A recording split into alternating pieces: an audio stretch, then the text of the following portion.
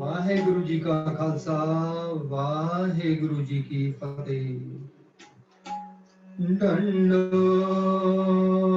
अनंत बार सर्व कला समरत डोलन ते आको प्रभु नानक दे कर हाथ राम हिया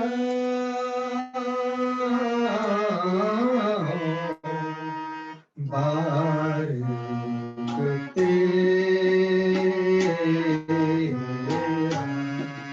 राम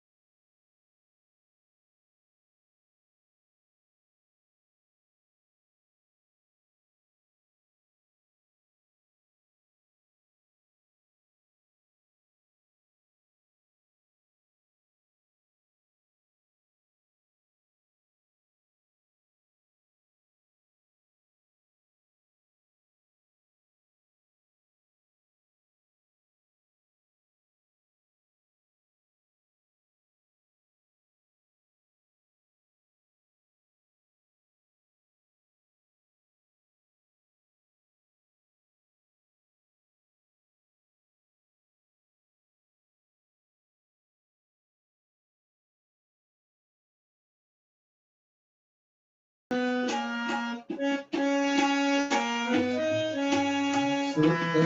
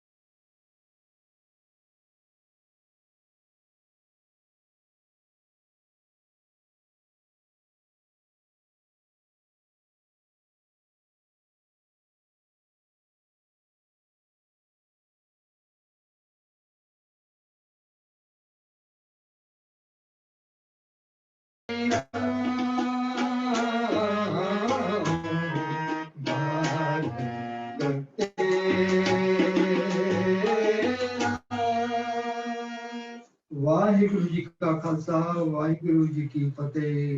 मैया गलतियां बेटियां को न चुका माफ करना जी। वाहिगुरु जी का खालसा वाहिगुरु जी का खालसा वाहिगुरु जी की फतेह। ਅੱਜ ਜੋ ਸ਼ਬਦ ਮੈਂ ਤੁਹਾਡੇ ਨਾਲ ਸਾਂਝ ਕਰਨ ਜਾ ਰਹੀ ਹਾਂ ਉਹ ਸ਼ਬਦ ਸ਼੍ਰੀ ਗੁਰੂ ਗ੍ਰੰਥ ਸਾਹਿਬ ਜੀ ਦੇ ਵਿੱਚ ਪੰਨਾ ਨੰਬਰ 478 ਤੇ ਭਗਤ ਕਬੀਰ ਜੀ ਦਾ ਰਾਗ ਆਸਾ ਤੇ ਸ਼ੁਭਾਇਮਨ ਹੈ। आसा रामैया हूँ बारिक तेरा, काए न खंडस अवगन मेरा रहाओ। सुत अपराध करत हैं चेते, जननी चीत न राखस तेते। रामैया हूँ बारिक तेरा, काए न खंडस अवगन मेरा रहाओ। जे अत क्रोप करे कर ताया, ताबी चीत न राखस माया। चिंत पवन मन पर्यो हमारा, नाम बिना कैसे उतरस पारा। दे बिमल मत सदा शरीरा, सहज सहज गुण रवै कबीरा। ਵਾਹਿਗੁਰੂ ਜੀ ਕਾ ਖਾਲਸਾ ਵਾਹਿਗੁਰੂ ਜੀ ਕੀ ਫਤਿਹ। ਜਿਵੇਂ ਅਸੀਂ ਸਾਰੇ ਜਾਣਦੇ ਹਾਂ ਕਿ ਜਦੋਂ ਵੀ ਸ਼ਬਦ ਵਿੱਚ ਰਹਾਉ ਹੁੰਦਾ ਹੈ ਤੇ ਰਹਾਉ ਸ਼ਬਦ ਦਾ ਸੈਂਟਰਲ ਆਈਡੀਆ ਹੁੰਦਾ ਹੈ, ਭਾਵ ਸ਼ਬਦ ਦਾ ਕੇਂਦਰੀ ਭਾਵ ਹੁੰਦਾ ਹੈ। ਰਾਉ ਨੂੰ ਸਮਝਣਾ ਬਹੁਤ ਜ਼ਰੂਰੀ ਹੈ ਤਾਂ ਕਿ ਅਸੀਂ ਸ਼ਬਦ ਨੂੰ ਬਹੁਤ ਸੌਖੇ ਤਰੀਕੇ ਨਾਲ ਸਮਝ ਪਾਈਏ। ਆਓ ਅਸੀਂ ਸਾਰੇ ਮਿਲ ਕੇ ਰਾਉ ਦੇ ਪਦੇ ਨੂੰ ਸਮਝਣ ਦਾ ਯਤਨ ਕਰਦੇ ਹਾਂ। रामैया हूँ बारिक तेरा, काए न खंडस अवगन मेरा रहाओ। इस शब्द विच बेनती की जाती है, हे मेरे रमे हुए परमात्मा जी, हे मेरे रब जी, मैं तुहाडा बच्चा हाँ, मैं तुहाडा बारिक हाँ। तुसी मेरे अवगुनां नूं, मेरी भुलां नूं माफ क्यों नहीं करदे। ਰਾਉ ਦੇ ਬੰਦ ਵਿੱਚ ਮੈਂ ਪੁੱਛਿਆ, ਕਾਇ ਨਾ ਖੰਡੇ ਅਵਗਨ ਮੇਰਾ, ਭਾਵ ਤੁਸੀਂ ਮੇਰੇ ਅਵਗੁਣ ਕਿਉਂ ਨਹੀਂ ਬਖਸ਼ਦੇ। ਪਰ ਸਮਝਣਾ ਹੈ, ਸਾਨੂੰ ਸਭ ਨੂੰ ਪਤਾ ਹੈ ਕਿ ਰੱਬ ਜੀ ਤੇ ਘੱਟ ਵਿੱਚ ਹਨ, ਰੱਬ ਜੀ ਤੇ ਮੇਰੇ ਅੰਦਰ ਹਨ, ਰੱਬ ਜੀ ਦੇ ਗੁਣ ਵੀ ਮੇਰੇ ਅੰਦਰ ਹਨ। ਔਰ ਇਹ ਵੀ ਪਤਾ ਹੈ ਕਿ ਮੇਰਾ ਗੁਰੂ ਹੀ ਮੇਰਾ ਗਿਆਨ ਹੈ। ਫਿਰ ਸਮਝਣਾ ਪਏਗਾ ਕਿ ਮੇਰੇ ਅਵਗੁਣ ਨਾ ਕੱਟਣ ਦੇ ਕੀ ਕਾਰਨ ਹੋ ਸਕਦੇ ਹਨ। ਹੋ ਸਕਦਾ ਹੈ ਕਿ ਜੋ ਮੇਰਾ ਮਨ ਹੈ ਨਾ, ਉਹ ਗਿਆਨ ਤੋਂ ਮਤ ਲੈਣਾ ਹੀ ਨਹੀਂ ਚਾਹੁੰਦਾ।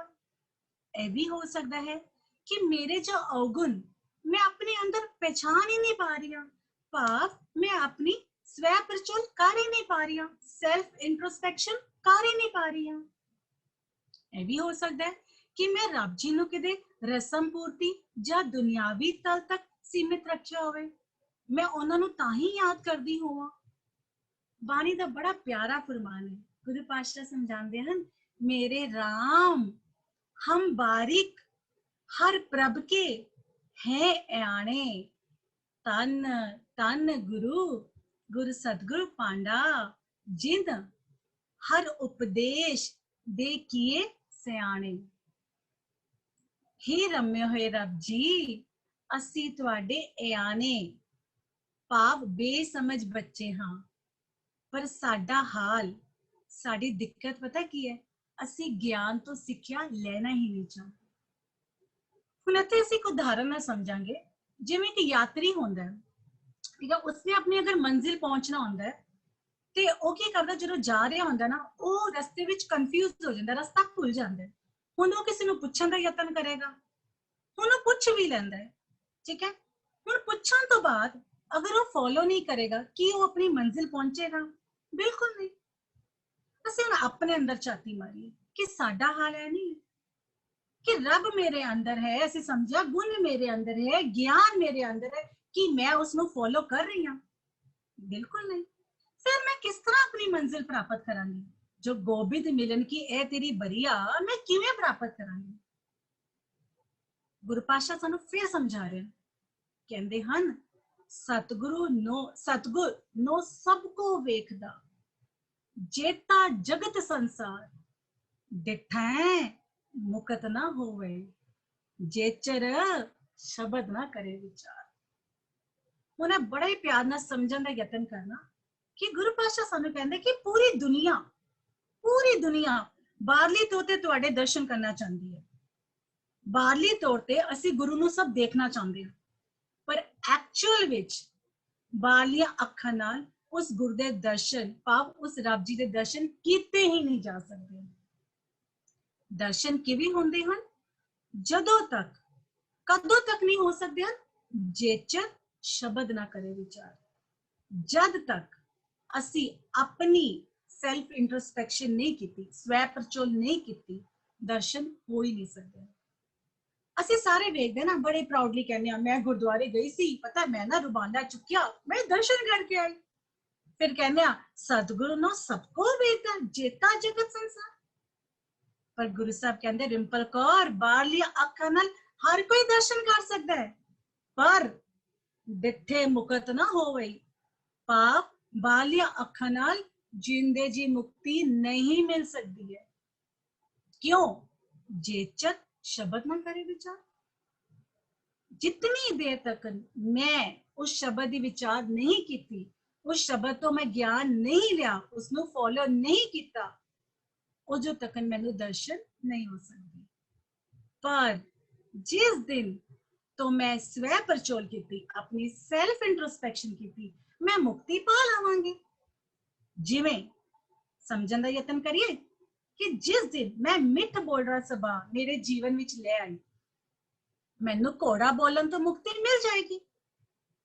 ਜਿਸ ਦਿਨ ਮੈਂ ਗੁਰੂ ਸਮਾਨ ਤੀਰਥ ਜਦੋਂ ਮੈਂ ਚਾਹ ਲਵਾਂਗੀ, ਮੈਂ ਬਾਹਰਲੇ ਤੀਰਥਾਂ ਤੋਂ ਹਟ ਜਾਵਾਂਗੀ, ਮੈਂ ਅੰਦਰਲੇ ਗਿਆਨ ਤੀਰਥ ਤੋਂ ਸਿੱਖਿਆ ਲੈ ਲਵਾਂਗੀ ਨਾ, ਉਸ ਦਿਨ ਮੈਨੂੰ ਇਹ ਫੋਕਟ ਕਰਮਾਂ ਤੋਂ ਮੁਕਤੀ ਮਿਲ ਜਾਏਗੀ। ਜਿਸ ਦਿਨ ਨਿਰਭਉ ਨੂੰ ਮੈਂ ਸਮਝ ਲਵਾਂਗੀ ਨਾ, ਉਸ ਦਿਨ ਮੈਨੂੰ ਕਰਮ ਕਾਂਡਾ ਤੋਂ ਮੁਕਤੀ ਮਿਲ ਜਾਵੇਗੀ। ਅਸੀਂ ਸਾਰੇ ਜਪਜੀ ਦੀ ਬਾਣੀ ਤੇ ਪੜ੍ਹਦੇ ਹਾਂ, ਹੁਕਮੈ ਅੰਦਰ ਸਭ ਕੋ, ਬਾਹਰ ਹੁਕਮ ਨਾ ਕੋਏ। ਭਾਵ ਰੱਬ ਜੀ ਦੀ ਨਿਯਮਾਵਲੀ ਸਭ ਤੇ ਲਾਗੂ ਹੁੰਦੀ ਹੈ, ਪਰ ਜੋ ਹੁਕਮ ਨੂੰ ਸਮਝ ਕੇ ਆਪਣੀ ਜ਼ਿੰਦਗੀ ਤੇ ਅਪਣਾ ਲੈਂਦਾ ਨਾ, ਕਿਰਪਾ ਦਾ ਪਾਤਰ ਕੇਵਲ ਉਹੀ ਬੰਦਾ ਹੈ। ਬੜੀ ਪਿਆਰੀ ਉਦਾਹਰਨ ਹੈ ਇੱਕ ਮਾਂ ਦੀ। ਇੱਕ ਮਾਂ ਦੇ ਦੋ ਬੱਚੇ ਹਨ, ਮਾਂ ਨੇ ਦੋਨੋਂ ਨੂੰ ਸੇਮ ਸਕੂਲ ਪਾਇਆ। ਹੁਣ ਇੱਕ ਬੱਚਾ ਤੇ ਬਹੁਤ ਮਿਹਨਤ ਕਰਦਾ ਹੈ, ਚੰਗੇ ਮਾਰਕਸ ਵੀ ਲੈ ਕੇ ਆ ਜਾਂਦਾ ਹੈ। ਹੁਣ ਦੂਜਾ ਬੱਚਾ ਉਹ ਮਿਹਨਤ ਹੀ ਨਹੀਂ ਕਰਦਾ। ਹੁਣ ਇਹ ਤਾਂ ਸਮਝਣ ਦਾ ਯਤਨ ਕਰਨਾ ਕਿ ਮਾਂ ਨੇ ਵਿਤਕਰਾ ਨਹੀਂ ਕੀਤਾ, ਮਾਂ ਨੇ ਸੇਮ ਸਕੂਲ ਪਾਇਆ। ਸਮਝਣਾ ਪਏਗਾ ਕਿਰਪਾ ਦਾ ਕਨਸੈप्ट।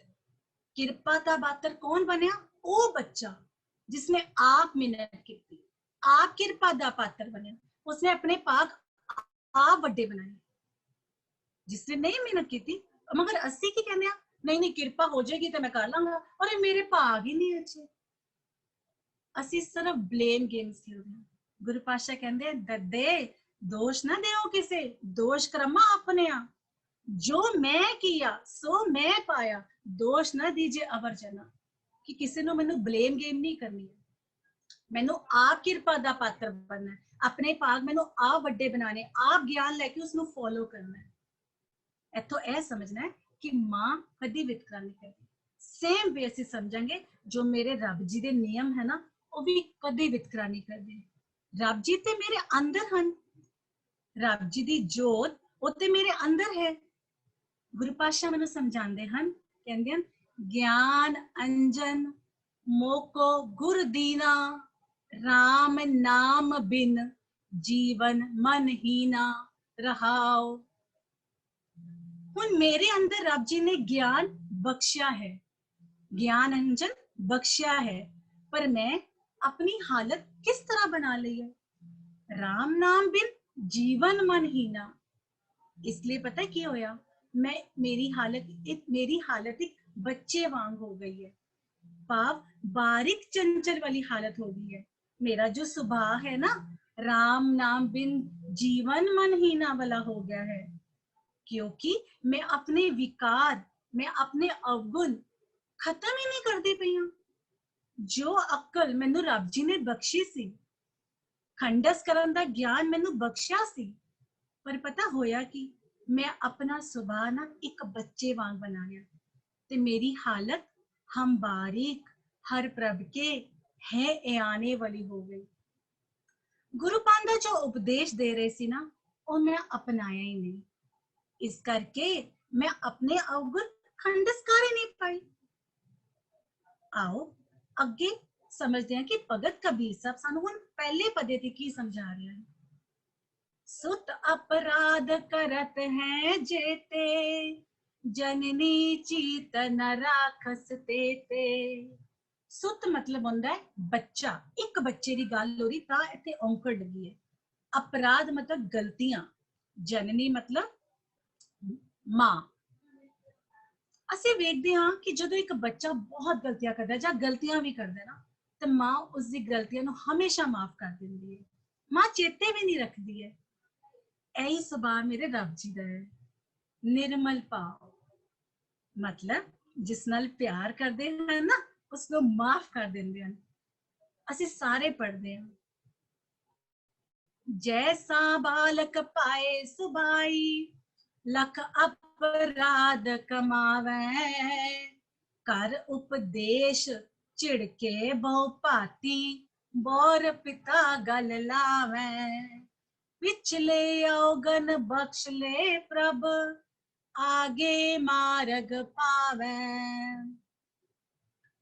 भाव बच्चा अपनी उम्र अनुसार कई गलतियां करता है, पर जो पिता का सुभाव है ना, ਉਹਨੂੰ ਸਮਝਾਉਂਦਾ ਹੈ, ਉਸਨੂੰ ਉਪਦੇਸ਼ ਵੀ ਦਿੰਦਾ ਹੈ, ਔਰ ਮਗਰੋਂ ਗਲ ਵਕੜੀ ਲਾ ਲੈਂਦਾ, ਭਾਵ ਗਲੇ ਲਗਾ ਲੈਂਦਾ, ਹੱਗ ਕਰ ਲੈਂਦਾ ਉਸਨੂੰ। ਇਸੇ ਤਰ੍ਹਾਂ ਇੱਥੇ ਰੀਕੌਂਸਿਲੇਸ਼ਨ ਦੀ ਗੱਲ ਚੱਲ ਰਹੀ ਹੈ, ਭਾਵ ਖੁਦ ਦੀ ਮਤ ਨਾਲ ਗੱਲਾਂ ਕਰ ਰਹੇ ਹਾਂ ਅਸੀਂ कि मेरा जो बारीक स्वभाव वाला मन है ना, मेरा बारीक स्वभाव वाला जो मन है ना, जो जन्म तो बाद और अज तो पहले जो गलतियां करदा सी, अवगन करदा पिया, जो मनमुख स्वभाव विच आके रब जी दे निर्मल हुक्म नूं विसार दिता है जिसने, पर फिर भी जो उसदी मत रूपी मां है ना, उसदी मत रूपी मां जो ज्ञान है, ਉਹ ਬਾਰਿਕ ਰੂਪੀ ਮਨ ਜਦੋਂ ਵੀ ਉਸ ਕੋਲ ਪਰਤ ਕੇ ਜਾਂਦਾ ਹੈ, ਉਸਕੋ ਪੁੱਛਣ ਦੀ ਕੋਸ਼ਿਸ਼ ਕਰਦਾ ਹੈ, ਰੱਬ ਜੀ ਦੇ ਹੁਕਮ ਨੂੰ ਪਛਾਣਨ ਦੀ ਕੋਸ਼ਿਸ਼ ਕਰਦਾ ਹੈ, ਤੇ ਪਤਾ ਕੀ ਜੋ ਮੇਰੀ ਮਾਤ ਰੂਪੀ ਮਾਂ ਹੈ ਨਾ, ਉਹਨੂੰ ਬੜੇ ਪਿਆਰ ਨਾਲ ਉਹਦੀਆਂ ਗਲਤੀਆਂ, ਉਹਦੇ ਅਵਗੁਣ ਉਹਨੂੰ ਸਮਝਾਉਂਦੀ ਹੈ। ਜੋ ਮੇਰਾ ਬਾਰਿਕ ਰੂਪੀ ਮਨ ਜੋ ਭੁਲਾ ਕਰਦਾ ਸੀ ਨਾ, ਜਦੋਂ ਵੀ ਆਪਣੀ ਗਿਆਨ ਰੂਪੀ ਮਾਂ ਕੋਲ ਜਾਂਦਾ ਹੈ ਨਾ, उसनु हमेशा सच दा सुनेहा दड़कवांदी है। आओ अगे दूजे पदे ते समझते हैं कि भगत जी सानू की समझा रहे हैं। जे अत क्रोप करे कर ताया, ताबी चीत न राखस माया। क्रोध भाव क्रोध, जदों एक बच्चा क्रोध भी करता है ना, ते मां होंदी है ना, वो अपनी ईगो नू, अपनी हवा ਨੂੰ ਪਿੱਛੇ ਰੱਖ ਕੇ ਉਸ ਨੂੰ ਗਲਵਕੜੀ ਲਾ ਲੈਂਦੀ ਹੈ। ਉਹ ਕਦੇ ਗਰਜ ਨਹੀਂ ਰੱਖਦੀ ਬੱਚੇ ਦੇ ਪ੍ਰਤੀ। ਇਸ ਦਾ ਮਤਲਬ ਇਹ ਨਹੀਂ ਹੈ ਕਿ ਅਸੀਂ ਆਪਣੇ ਬੱਚੇ ਦੀ ਗਲਤੀ ਨੂੰ ਨਜ਼ਰਅੰਦਾਜ਼ ਕਰੀਏ। ਮਾਂ-ਬਾਪ ਦਾ ਫਰਜ਼ ਹੈ ਆਪਣੇ ਬੱਚੇ ਨੂੰ ਸਹੀ ਰਸਤਾ ਦਿਖਾਣਾ, ਤਾਂ ਕਿ ਵੱਡੇ ਹੋ ਕੇ ਉਹ ਕੋਈ ਗਲਤ ਰਾਹ ਨਾ ਪੈ ਜਾਵੇ। ਇਸੇ ਤਰ੍ਹਾਂ ਜਦੋਂ ਮੇਰਾ ਬਾਰੀਕ ਸੁਭਾਅ ਮਨ, ਇਸੇ ਤਰ੍ਹਾਂ ਜਦੋਂ ਮੇਰਾ ਬਾਰੀਕ ਸੁਭਾਅ ਵਾਲਾ ਮਨ ਕ੍ਰੋਧ ਕਰਦਾ ਹੈ ਨਾ, ਜਦੋਂ ਗਲਤੀਆਂ ਕਰਦਾ ਹੈ ਨਾ, ਪਰ ਜਦੋਂ ਉਹ ਗੁਰੂ ਦੀ ਮਤ ਨਾਲ ਰੀਕੌਂਸਿਲੇਸ਼ਨ ਵਿੱਚ ਆਉਂਦਾ ਹੈ, ਭਾਵ ਗਿਆਨ ਦੇ ਨਾਲ ਰੀਕੌਂਸਿਲੇਸ਼ਨ ਵਿੱਚ ਆਉਂਦਾ ਹੈ ਨਾ, ਤੇ ਮੈਂ ਜਾਣਦੀ ਹਾਂ ਇੱਕ ਗੱਲ, ਗਿਆਨ ਕਦੇ ਵਿਤਕਰਾ ਨਹੀਂ ਕਰਦਾ, ਗਿਆਨ ਕਦੇ ਧੋਖਾ ਨਹੀਂ ਕਰਦਾ, ਕਿਉਂਕਿ ਗਿਆਨ ਸਦੀਵ ਕਾਲ ਵਸੇ ਸੱਚ ਹੈ। ਜਿਵੇਂ ਮਾਂ ਆਪਣੇ ਬੱਚੇ ਨੂੰ ਗਲਵਕੜੀ ਲਾਉਂਦੀ ਹੈ ਨਾ, ਇਸੇ ਤਰ੍ਹਾਂ ਜੋ ਗਿਆਨ ਰੂਪੀ ਮਾਂ ਹੈ ਨਾ ਮੇਰੀ, ਭਾਵ ਗੁਰੂ ਦੀ ਮਤ मेरे मन रूपी बारिक नू सच दा सुनेहा देंदी है, प्यार करदी है, गलवकड़ी लाउंदी है। पर जदों मैनू ये समझ आ गया ना, फिर मैं अपने अवगुण खंडस करन दी कोशिश करांगी। जो मैं रहाओ ते समझिया ना, वो मैं कर पावांगी। ਪਰ ਜਦੋਂ ਅਸੀਂ ਸਮਝ ਲਿਆ ਕਿ ਇਹ ਮੇਰੇ ਰੱਬ ਜੀ ਦਾ ਸੁਭਾਅ ਹੈ, ਇਹ ਮੇਰੇ ਰੱਬ ਜੀ ਦੇ ਨਿਯਮ ਹਨ ਕਿ ਉਹ ਕਦੀ ਵੀ ਜਦੋਂ ਕੋਈ ਗਲਤੀ ਕਰਦੇ ਨਾ ਉਸਨੂੰ ਚੇਤੇ ਨਹੀਂ ਰੱਖਦੇ। ਉਹ ਕਦੇ ਨਹੀਂ ਕਹਿੰਦੇ ਤੂੰ ਇਹ ਗਲਤੀ ਕਿਉਂ ਕੀਤੀ, ਤੂੰ ਇਹ ਗਲਤੀ ਕਿਵੇਂ ਕੀਤੀ, ਕੀ ਕੀਤੀ, ਕਦੇ ਨਹੀਂ ਕਹਿੰਦੇ। ਆਓ ਅਸੀਂ ਵੀ ਰੱਬ ਜੀ ਦੇ ਸੁਭਾਅ ਨੂੰ ਅਪਣਾਈਏ। ਪਰ ਜੇ ਸਾਡੇ ਨਾਲ ਕੀ ਹੁੰਦਾ ਹੈ, ਜੇ ਕੋਈ ਗਲਤ ਕਰਦਾ ਨਾ ਅਸੀਂ ਹਮੇਸ਼ਾ ਪਿੰਨ ਪੁਆਇੰਟ ਕਰਦੇ, ਅਰੇ ਤੂਨੇ ਮੈਨੂੰ ਕਿਸ ਤਰ੍ਹਾਂ ਬੋਲ ਦਿੱਤਾ, ਅਸੀਂ ਸਾਰੀ ਉਮਰ ਸੁਣਾਉਂਦੇ ਆ ਤੂੰ ਮੈਨੂੰ ਧੋਖਾ ਕਿਵੇਂ ਦਿੱਤਾ, ਤੂੰ ਮੇਰੇ ਨਾਲ ਚੰਗਾ ਨਹੀਂ ਕੀਤਾ, ਕਰਦੇ ਆ ਨਾ ਅਸੀਂ। ਜਿਵੇਂ ਦੋ ਬ੍ਰਦਰਸ ਲਗਾ ਲਓ, ਜਦੋਂ ਫਾਈਟ ਹੁੰਦੀ ਹੈ ਦੋ ਭਰਾਵਾਂ ਦੀ, ਕੀ ਹੁੰਦਾ ਹੈ, ਉਹਨਾਂ ਦੀ ਲੜਾਈ, ਉਹਨਾਂ ਦਾ ਜ਼ਹਿਰ ਉਹਨਾਂ ਦੇ ਬੱਚਿਆਂ ਤੇ ਚਲੇ ਜਾਂਦਾ। ਕੀ ਹੁੰਦਾ, ਬੱਚਿਆਂ ਦੇ ਵੰਡ ਪੈ ਜਾਂਦੀ ਹੈ। ਬੱਚੇ ਆਪਸ ਵਿੱਚ ਕਿਸੇ ਨੂੰ ਦੇਖਣਾ ਪਸੰਦ ਨਹੀਂ ਕਰਦੇ, ਗੱਲ ਕਰਨਾ ਪਸੰਦ ਨਹੀਂ ਕਰਦੇ, ਕਰਦੇ ਹੈ ਨਾ ਅਸੀਂ। ਪਰ ਇਹ ਸੁਭਾਅ ਮੇਰੇ ਰੱਬ ਜੀ ਦਾ ਹੈ? ਬਿਲਕੁਲ ਨਹੀਂ। ਉਹ ਕਦੇ ਨਹੀਂ ਕਰਦੇ, ਉਹ ਕਦੇ ਕਿਸੇ ਦੀ ਗਲਤੀ ਨੂੰ ਯਾਦ ਨਹੀਂ ਰੱਖਦੇ। ਆਓ ਅਸੀਂ ਵੀ ਕਿਸੇ ਦੀ ਗਲਤੀ ਨੂੰ ਭੁੱਲਣਾ ਸਿੱਖੀਏ, ਤਾਂ ਕਿ ਜੋ ਰੱਬ ਜੀ ਵਾਲਾ ਸੁਭਾਅ ਹੈ ਨਾ ਉਹ ਸਾਡਾ ਵੀ ਬਣ ਜਾਏ, ਜਿਸ ਨੂੰ ਰਹਾਉ ਵਿੱਚ ਕੀ ਕਹਿੰਦੇ ਹਨ, ਕਾਹੇ ਨਾ ਖੰਡਸ ਅਵਗਨ ਮੇਰਾ। ਸੋ ਇਹ ਵਾਲਾ ਸੁਭਾਅ ਮੈਂ ਖੰਡਸ ਕਰਨਾ ਹੈ। ਅਗਲੇ ਪਦੇ ਤੇ ਭਗਤ ਕਬੀਰ ਜੀ ਕਹਿ ਰਹੇ ਹਨ, चिंत पवन मन पर्यो हमारा, नाम बिना कैसे उतरस पारा। मेरा मन चिंता दी तूफान विच फस गया, हुण नाम तो बिना किस तरह निकलेगा, क्योंकि उन इस तूफान दे विच आशा है, तृष्णा है, काम है, क्रोध है, लोभ है, हंकार लगे हुए है, मैंने चिंता लगी हुई है, हक पराया हक खान वाली बिरती हो गई है, फरेबी है, किस तरह पार उतारा होएगा। पर जे मैं अपने रब जी दे नाम नू, मैं अपने रब जी दे गुणां नू अपने जीवन विच अपना लवांगी ना, जदों मैं उसनू अपना आधार बना लवांगी ना, उस दी मदद नाल मैं पक्का इस संसार समुंदर तो पार हो सकती हूं। एग्जाम्पल, जदों मैं रियलाइज कर ला कि मैं बहुत इंपेशेंट हाँ, ਜਦੋਂ ਮੈਂ ਆਪਣੇ ਅੰਦਰਲੇ ਵੇਲੇ ਰੱਬ ਜੀ ਨਾਲ ਗੱਲ ਕਰਾਂਗੀ ਨਾ ਕਿ ਮੈਨੂੰ ਮੇਰਾ ਪੇਸ਼ੈਂਸ ਵਾਲਾ ਸੁਭਾਅ ਬਣਾਉਣਾ ਹੈ, ਮੈਨੂੰ ਪੇਸ਼ੈਂਸ ਵਾਲਾ ਸੁਭਾਅ ਬਣਾਉਣਾ ਹੈ, ਮੈਂ ਕੀ ਕੀਤਾ, ਮੈਂ ਆਪਣੇ ਆਪ ਦੀ ਸਵੈ ਪਰਚੋਲ ਕਰ ਰਹੀ ਹਾਂ, ਮੈਂ ਆਪਣੇ ਅੰਦਰ ਸੈਲਫ ਇੰਟਰੋਸਪੈਕਸ਼ਨ ਕਰ ਰਹੀ ਹਾਂ, ਆਪਣੇ ਅਵਗੁਣਾਂ ਦੀ ਪਰਚੋਲ ਕਰ ਰਹੀ ਹਾਂ। व्हाट इज दिस, ਕਾਇਨਾ ਖੰਡਾ ਸਭਨ ਮੇਰਾ ਪਾਪ, ਰੱਬ ਜੀ ਦੇ ਗੁਣ ਹੀ ਮੇਰੇ ਜਿਹੜੇ ਅਵਗੁਣ ਹੈ ਨਾ ਉਹ ਖੰਡਸ ਕਰ ਦਿੰਦੇ। ਪਰ ਉਹਦੇ ਵਾਸਤੇ ਮੈਨੂੰ ਆਪ ਸਵੈ ਪਰਚੋਲ ਕਰਨੀ ਹੈ। ਮੈਨੂੰ ਇਹ ਨਹੀਂ ਕੋਈ ਬਾਹਰੋਂ ਜਾਂ ਉੱਪਰੋਂ ਕੋਈ ਰੱਬ ਇੱਧਰ ਉੱਧਰ ਹੈ ਜੋ ਮੈਨੂੰ ਉਹ ਆਏਗਾ ਤੇ ਮੈਨੂੰ ਕੋਈ ਚਮਤਕਾਰ ਕਰੇਗਾ, ਕਿਉਂਕਿ ਰੱਬ ਜੀ ਅਸੀਂ ਸਮਝ ਚੁੱਕੇ ਹਾਂ, ਰੱਬ ਜੀ ਮੇਰੇ ਅੰਦਰ ਹਨ, ਰੱਬ ਜੀ ਗੁਣ ਸਰੂਪ ਹਨ। ਉਹਦੇ ਵਾਸਤੇ ਸਿਰਫ ਇੱਕ ਮੈਨੂੰ ਛੋਟੀ ਜਿਹੀ ਮਿਹਨਤ ਕਰਨੀ ਹੈ, ਉਹ ਹੈਗੀ ਹੈ ਸੈਲਫ ਇੰਟਰਸਪੈਕਸ਼ਨ, ਜੋ ਮੇਰੇ ਅਵਗੁਣਾਂ ਨੂੰ ਖੰਡਸ ਕਰ ਦੇਗੀ। ਇਸ ਤੂਫਾਨ ਨਾਲ ਮੈਂ ਆਪ ਫਾਈਟ ਕਰਨੀ ਹੈ, ਆਪਣੇ ਅਵਗੁਣਾਂ ਨੂੰ ਮੈਂ ਆਪ ਫਾਈਟ ਕਰਕੇ गुना वाली जिंदगी बनाना है। गुरु पातशाह समझाते हैं, तेरा एक नाम तारे संसार, मैं एहा आस एहो आधार रहाओ।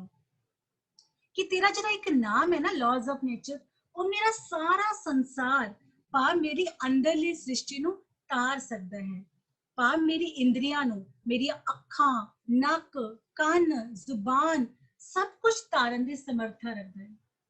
जदों उस लॉज के अधीन में आ गई, फिर चिंता विच जो मैं परेशान हो रही सी ना, क्योंकि उस नाम के जरिए मैं अपने अवगुण खंडस करन जोगी हो गई। हुण मैनूं समझ आ गई। अगे कबीर साहब सानू अखीरले पदे ते समझा रहे हैं, अरदास करन दी जाच सिखा रहे हैं। कहंदे हन भगत साहब इत्थे अपने बारीक रूप बच्चे नूं समझा रहे हैं, हे मेरे मना तू देह बिमल मत सदा शरीरा, सहज सहज गुण रवे कबीरा। ओ जो रब जी दी नेमावली सदी काल वसे मौजूद है, जो मेरे अंदर वापर रही है, पर जो मैं बारीक रूप विच आके उसको विसार दिता सी ना, ओ मत जो माता है, बिमल है, पवित्र है, जे तू उसनू स्वीकार करके तू अपनी जिंदगी विच अगर सवार लेगा ना, फिर पता की होएगा, सहज सहज गुण रवे कबीरा। पाप तो सहज अवस्था विच आ जाएगा, तू अडोल अवस्था विच आ जाएगा, फिर जो रब्बी गुना वाली जिंदगी बतीत कर पाएगा तू। भगत जी सानू बारीक रूप सुभा जिस विच असी गुरु दी मत नू विसार दिता है ना, इस शब्द विच सानू सिर्फ यही महसूस करने की हिदायत सिखा रहे हैं। सिद्धांत असी की समझा, इस शब्द विच असी समझा है कि जिवें एक बाहरली मां कितने प्यार नाल अपने बच्चों की गलतियां नू याद नहीं रखती ना, वो इनफैक्ट अपने बच्चे नू चंगी सलाह नाल सही जीवन राह ते तोड़दी है। सेम वे गुरु साहब एक मां दी उदाहरण दे के समझाते हैं, हे रमे हुए परमात्मा जी, मैं अज स्वीकार करदी हां, मैं बड़े निम्रता विच आके, मैं अपना सारा हंकार छड़ के, मैं बहुत हंबल होके अपने निज घर विच वसे हुए रब जी, मैं हुण मन लिया है कि मैं तुहाडा बच्चा हां। हुण मैं फैसला ले लिया है कि ਜਿਹੜੇ ਜਿਹੜੇ ਮੇਰੇ ਅਵਗੁਣ ਹਨ ਉਸ ਨੂੰ ਕੱਟਣ ਦਾ ਯਤਨ ਮੈਂ ਆਪ ਕਰਾਂਗੀ। ਜਿਸ ਅਵਗੁਣ ਕਰਕੇ ਮੈਂ ਆਪਣੇ ਵਾਸਤੇ ਆਪ ਪ੍ਰੋਬਲਮ ਕੀਤੀ ਪਈ ਸੀ ਨਾ, ਉਹ ਅਵਗੁਣ ਹੁਣ ਮੈਂ ਦੂਰ ਕਰਨ ਦਾ ਯਤਨ ਮੈਂ ਆਪ ਕਰਾਂਗੀ। ਪਰ ਕਿਸ ਤਰ੍ਹਾਂ? ਤੁਹਾਡੇ ਸੋਹਣੇ ਗੁਣਾਂ ਨੂੰ ਉਤਾਰ ਕੇ ਇੱਕ ਸੁੰਦਰ ਜ਼ਿੰਦਗੀ ਜੀਵਾਂਗੀ। ਭੁੱਲਾਂ ਚੁੱਕਾਂ ਦੀ ਖਿਮਾ। ਵਾਹਿਗੁਰੂ ਜੀ ਕਾ ਖਾਲਸਾ, ਵਾਹਿਗੁਰੂ ਜੀ ਕੀ ਫਤਿਹ।